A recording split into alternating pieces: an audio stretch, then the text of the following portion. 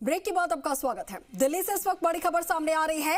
राजस्थान गुजरात जल बंटवारे से जुड़ी हुई ये बड़ी खबर है। जल बंटवारे को लेकर दिल्ली में अहम बैठक हुई और मामले को लेकर गृह मंत्री अमित शाह से सांसद लुम्बाराम चौधरी मिले। माही जल बंटवारा समझौता लागू करने की उन्होंने मांग उठाई।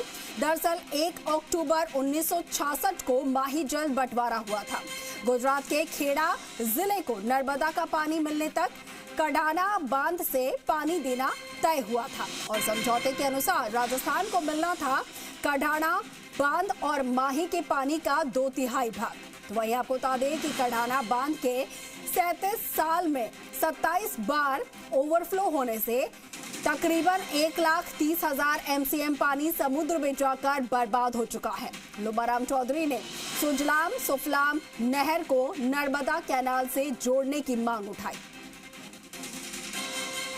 और सहयोगी अभिषेक आढ़ा हमारे साथ फोन लाइन पर हैं। अभिषेक, जल बंटवारे को लेकर सांसद लुम्बाराम चौधरी ने यहां पर अमित शाह से मुलाकात की है और कितनी महत्वपूर्ण ये मुलाकात है, आखिर ये समझौता जिसकी बात यहां पर की जा रही है, जो जिक्र है, क्या ये समझौता था?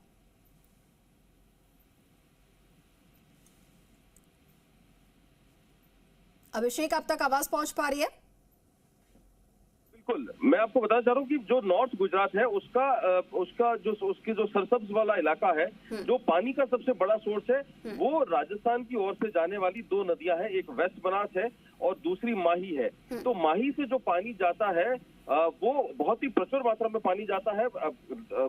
गुजरात की खेती के लिए सबसे महत्वपूर्ण जो पानी का सोर्स है वो माही का पानी है। जब लगातार राजस्थान के हिस्से का पानी गुजरात जा रहा था तो 1966 में राजस्थान और गुजरात के बीच में एक जल समझौता हुआ था। उस जल समझौते के अनुसार एक कडाना बांध का निर्माण कराया जाना था। उस कडाना बांध का निर्माण होने तक जो खेड़ा जिला है गुजरात का, उसको नर्मदा का पानी मिलने तक कडाना बांध से पानी देना तय हुआ था।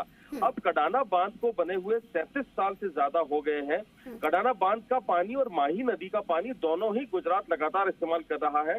लेकिन बड़ी बात यह है कि जो कडाना बांध ओवरफ्लो हो जाता है उसका पानी सीधे जाकर समुद्र में मिल जाता है। वो दोनों ही राज्यों के काम नहीं आ पा रहा है और इसी को लेकर जो सांसद है लुम्बाराम चौधरी, वो पिछले कई सालों से लगातार सक्रिय है। सांसद बनने के बाद भी वो सक्रिय है, उससे पहले भी सक्रिय थे और सांसद बनने के बाद वो कई बार पार्लियामेंट में मुद्दा उठा चुके हैं, जल संसाधन मंत्री से मिल चुके हैं और जल शक्ति मंत्री से मिल चुके हैं और अब उन्होंने अमित शाह से मुलाकात कर इस मामले में दखल देने की मांग उठाई है और उन्होंने कहा कि ये जो जल समझौता है इतना पुराना 1966 का जल समझौता है, 37 साल में वो कडाना बांध कई बार ओवरफ्लो हुआ, उसका पानी दोनों ही राज्यों को नहीं मिल पा रहा है और अब जब गुजरात को नर्मदा का पानी मिलने लग गया है तो इस जो पानी पर जो गुजरात हक जता रहा है वो राजस्थान को मिलना चाहिए। और राजस्थान के जो एक कहें कि जो बहुत ही पानी के मामले में जालोर और सिरोही 2 जिलों को इसका पानी मिलना था, लेकिन उन दोनों ही जिलों में भारी वाटर क्राइसिस होने के बावजूद ये पानी नहीं मिल पा रहा। तो इसी को लेकर लुम्बाराम चौधरी ने आज मुलाकात की है। 1.3 लाख MCM पानी अब तक समुद्र में बह चुका है और ये बाकायदा गवर्नमेंट जो जल शक्ति मंत्रालय है उनकी जो एजेंसी है वेबकोस, उस वेबकोस की रिपोर्ट है।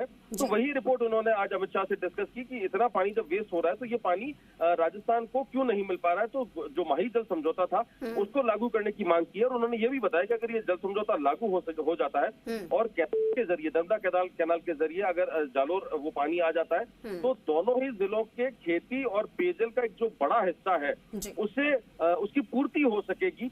अगर ये समझौता लागू हो जाता है तो इसको उसी को लेकर लगातार बैठकें वो कर रहे हैं। अमित शाह से अब वो मिले हैं, उससे पहले जल शक्ति मंत्री CR पाटिल से वो कई बार मिल चुके हैं। लुम्बाराम चौधरी ने इसको लोकसभा में भी उठाया ये मामला और वहां के लोगों की बड़े लंबे समय से ये डिमांड है कि माही जल समझौता जो है वो लागू होना चाहिए और राजस्थान को अपने हिस्से का पानी मिलना चाहिए, क्योंकि सबसे एक तरीके से कहें उदार जलसंधि राजस्थान ने कर रखी है गुजरात के साथ में और वो जलसंधि भी पूरी तरीके से अब तक लागू नहीं हो पाई है। तो उस मामले में अमित शाह से उन्होंने बीच में इंटरवीन करने का, दखल देने की मांग उठाई है।